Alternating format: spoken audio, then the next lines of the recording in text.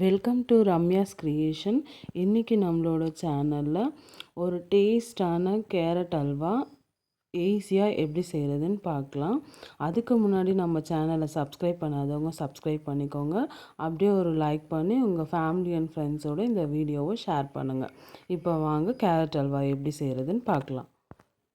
நான் ஒரு கிலோ அளவுக்கு கேரட் யூஸ் பண்ணி இப்போ கேரட் அல்வா பண்ண போகிறேன். அதுக்காக ரொம்பவே ஃப்ரெஷ்ஷாக இருக்க கேரட் 1 கேஜ் நான் வாங்கி நல்லா வாஷ் பண்ணி எடுத்து வச்சுக்கிட்டேன். இப்போது அதோட தோல் எல்லாமே நம்ம பீல் பண்ணி எடுத்து கட் பண்ணுறதுக்காக ரெடி பண்ணி வைக்க போகிறோம். அதுக்கு முன்னாடி நான் ஒரு 1/2 லிட்டர் பால் பசும்பால் வாங்கி நல்லா காய்ச்சி தண்ணி விடாமல் காய்ச்சி எடுத்து வச்சுக்கிட்டேன். இப்போது அந்த கேரட் எல்லாமே துண்டு துண்டாக கட் பண்ணி நான் எடுத்துக்கிட்டேன். கட் பண்ண கேரட்டை மிக்ஸி ஜாரில் போட்டு பல்ஸ் மோடில் விட்டு அரைச்சி எடுத்து வச்சுக்கிட்டேன். இப்போ ஸ்டவ் ஆன் பண்ணி ஹை ஃப்ளேமில் கடாய் வச்சு அது நல்லா ஹீட் ஆனதும் லோ ஃப்ளேமில் வச்சு அதில் ஒரு 3 டேபிள் ஸ்பூன் நெய் விட்டு நம்ம பல்ஸ் மோடில் அரைச்சி வச்சுருக்க கேரட் இருக்குது இல்லைங்களா, அது எல்லாமே அதில் போட்டு நல்லா வதக்கணும். ரொம்பவே ஒரு 3 மினிட்ஸ் 4 மினிட்ஸ் கிட்ட அதை நல்லாவே நம்ம வதக்கணும். வதக்கிட்டு ஸ்டவ்வை லோ ஃப்ளேமில் வச்சு அப்படியே நம்ம கொஞ்சம் கொஞ்சமாக அதை அப்படியே வதக்கி விடலாம். உங்களுக்கு யாருக்கெல்லாம் கேரட் அல்வா பிடிக்குன்றதை மறக்காமல் எனக்கு கமெண்ட்ஸில் சொல்லுங்கள். நம்ம குக்கர் யூஸ் பண்ணி கூட இதை விட ஈஸியான முறையில் கூட நம்ம கேரட் அல்வா செய்யலாம். ஆனால் அதை விடவே இந்த மெத்தடில் செய்யும்போது ரொம்பவே டேஸ்ட்டாக இருக்கும். நீங்களும் வீட்டில் செஞ்சு கொடுத்து பாருங்கள், அவங்களுக்கும் ரொம்ப பிடிக்கும். கேரட் நல்லாவே வதங்கிடுச்சு. இப்போ நம்ம ஒரு 5 மினிட்ஸ் கிட்ட அதை நல்லாவே லோ ஃப்ளேமில் வச்சு நல்லா வதக்கி எடுத்துட்டோம். அடுத்த ஸ்டெப் என்னன்னு பார்த்தீங்கன்னா, நம்ம ஃபஸ்ட்டு நல்லா காய்ச்சி ஆற வச்சு எடுத்து வச்சுருந்தோம் இல்லைங்களா பால், இப்போ அதை நம்ம அதில் விட போகிறோம். அதில் விட்டு நல்லா கலரணும்.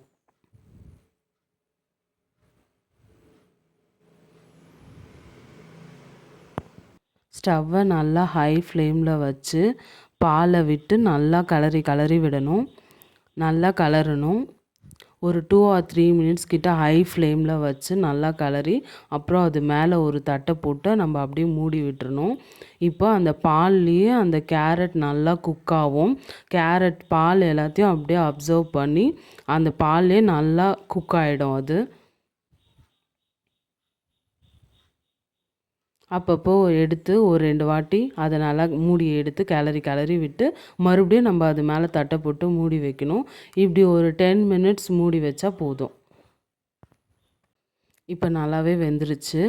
அடுத்து சுகர் ஒரு 400 கிராம் கிட்ட நான் சுகர் எடுத்து வச்சுருக்கேன். உங்களுக்கு வேணும்னா நீங்கள் இன்னும் நிறைய சுகர் கூட ஆட் பண்ணிக்கலாம். பட் எனக்கு இதுவே போதுமான அளவு தான். நீங்கள் வேணும்னா ஒயிட் சுகருக்கு பதில் நாட்டு சக்கரை கூட யூஸ் பண்ணி பண்ணலாம். அது ரொம்பவே ஹெல்த்தியாக இருக்கும். சுகர் விட்டு நல்லா அதை கலரணும். ஹை ஃப்ளேமில் வச்சு நல்லா அதை கலரிட்டே இருக்கணும்.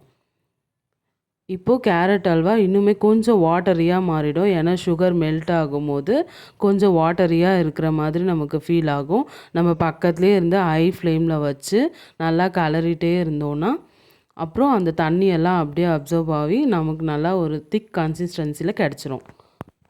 நீங்கள் யாரெல்லாம் கேரட் அல்வா செஞ்சுருக்கீங்க, அப்படி செஞ்சுருந்தீங்கன்னா எந்த மெத்தட் யூஸ் பண்ணி செஞ்சுருக்கீங்கன்னு மறக்காமல் எனக்கு கமெண்ட்ஸில் சொல்லுங்கள், நானும் தெரிஞ்சுக்கிறேன்.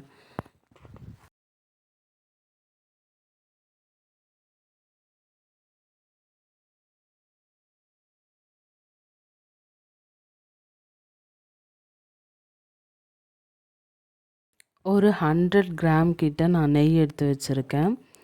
நம்ம எவ்வளோ நெய் விடுறோமோ அந்த அளவுக்கு கேரட் அல்வா ரொம்பவே டேஸ்ட்டாக இருக்கும். நான் ஒரு 100 கிராம் கிட்ட நெய் எடுத்து வச்சுருக்கேன். ஒரு 150 கிராம் கூட இருக்கும் அது எடுத்து வச்சுருக்கேன். அப்புறம் கொஞ்சம் முந்திரி பருப்பும் எடுத்து வச்சுருக்கேன். இப்போ நெய் நல்லா உருகிடுச்சு.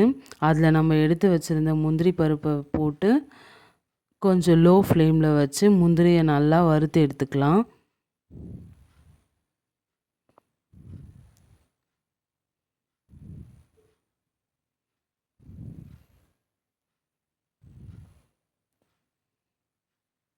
இப்போ முந்திரி பருப்பு கொஞ்சம் வெந்து வந்துருச்சு. லைட்டாக ப்ரௌனிஷாக மாறிடுச்சு.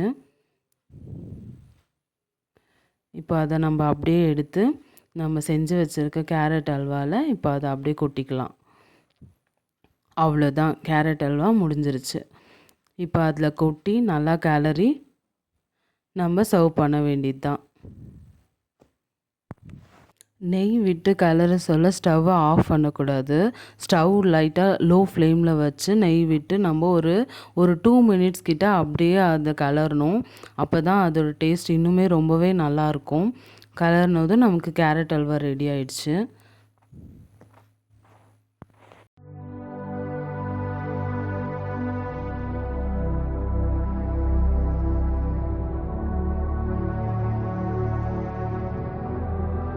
இப்போ கேரட் அல்வாவை வேறு ஒரு பாத்திரத்தில் மாற்றி நம்ம வீட்டில் இருக்க எல்லாருக்கும் சர்வ் பண்ணலாம்.